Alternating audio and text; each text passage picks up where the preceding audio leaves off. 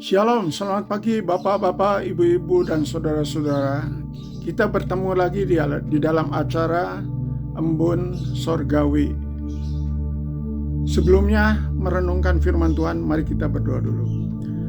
Bapa yang di surga, terima kasih atas kesempatan yang indah, yang baik ini Tuhan, di mana hamba-Mu kiranya pakai sebagai alat untuk penyalur berkat, membagikan firman Tuhan pada saat ini. Dan juga kami mohon pimpinan Roh Kudus, demikian juga Bapak, Ibu, dan saudara-saudara yang mendengarkan firman Tuhan ini Tuhan. Kiranya Tuhan siapkan supaya firman yang didengar timbul iman dan juga tumbuh di dalam hati yang subur sehingga berbuah roh. Kami juga saat ini Tuhan akan merenungkan bersama-sama bagaimana kami harus tepat melakukan firman Tuhan. Terpujilah nama-Mu, dalam nama Yesus kami serahkan doa. Amin. Hari ini judulnya adalah tepat. Diambil dari Kejadian pasal 6 ayat 22. Lalu Nuh melakukan semuanya itu tepat seperti yang diperintahkan Allah kepadanya. Demikianlah dilakukannya. Jadi kata yang digarisbawahi yang paling penting adalah tepat. Nuh menjadi teladan bagi kita dalam ketepatan. Dan itu bukan hal yang mudah. Membuat bahtera yang begitu besar kalau tidak tepat tentu berbahaya. Bisa bocor, bisa oleng, dan bisa tidak ada yang selamat. Kalau tidak ada yang selamat, tentu kita juga tidak ada sekarang ini. Tetapi bersyukur ada 8 orang yang selamat. Nuh, istri, 3 anak, dan 3 mantunya. Karena mereka selamat memenuhi syarat PM. P percaya, M-nya masuk. Atau di dalam Yohanes 1 ayat 12, percaya menerima. Tetapi seberapa banyak orang yang menerimanya diberi kuasa menjadi anak-anak Allah, yaitu yang percaya dalam namanya. Jadi kuncinya adalah percaya, menerima, atau masuk. Mengapa kalau tidak tepat sangat membahayakan? Banyak contoh di Alkitab. Kita lihat salah satu contohnya yaitu seperti istri Lot diperintahkan untuk tidak menoleh ke belakang, sehingga ia melakukan yang tidak tepat karena ia menoleh. Demikian juga pada waktu zaman Elisa, di mana pada waktu perang ada kalanya Tuhan memerintahkan supaya boleh mengambil jarahan, tetapi ada kalanya juga tidak boleh. Dan sekarang tidak boleh mengambil, lalu akan tidak tepat melakukan perintah Tuhan, sehingga ia dihukum dengan sekeluarga dilempari batu.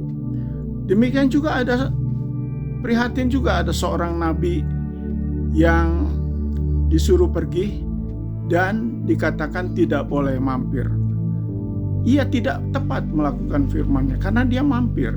Akhirnya dia dimakan beruang.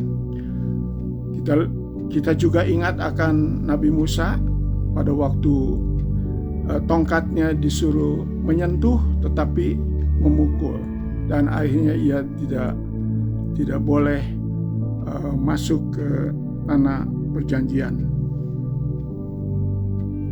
Juga Yunus pada waktu disuruh ke Niniwe, malah dia ke Tarsis.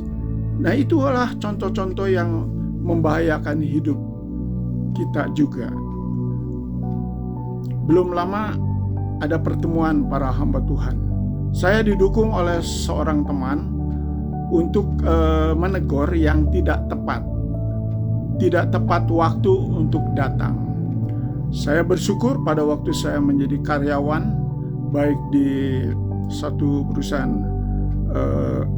percetakan maupun perusahaan kasur busa, saya selalu datang tepat awal dan juga pulang akhir. Mengapa? Karena saya bukan hanya takut kepada majikan, tetapi saya lebih takut kepada Tuhan yang menjadi atasan saya yang luar biasa itu. Jadi marilah kita belajar untuk tepat. Sebab itu kita harus peka, harus cermat, harus teliti membaca firman Tuhan. Jangan sampai salah dengar atau salah baca, sehingga pada waktu kita harusnya melakukan hanya menjadi pendengar saja. Seharusnya menjadi pelaku firman Tuhan. Ketika saya membuat bertahun-tahun TTS, teka-teki silang, senang sekali ketika ada pertanyaan bagaimana melakukan firman Tuhan. Ada 3 kotak, yaitu harus pas, berarti harus tepat, harus jitu, harus kena sasarannya. Bahkan kita sebagai anak-anak Tuhan, di dalam Yesaya 49, kita ini sebagai anak-anak panah yang cemerlang. Jadi harus cepat, tepat, menurut, dan juga memuliakan nama Tuhan. Pada waktu kena sasaran, yang dipuji bukan anak panah, kita sebagai anak panahnya, tetapi Tuhan Yesuslah sebagai pemanahnya yang harus kita muliakan. Nah, itulah yang saya dapat sampaikan.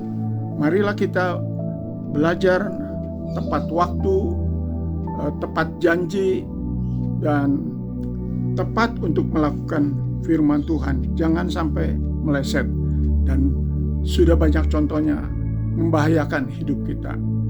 Terpujilah nama Tuhan, kiranya menjadi berkat firman yang disampaikan ini. Amin.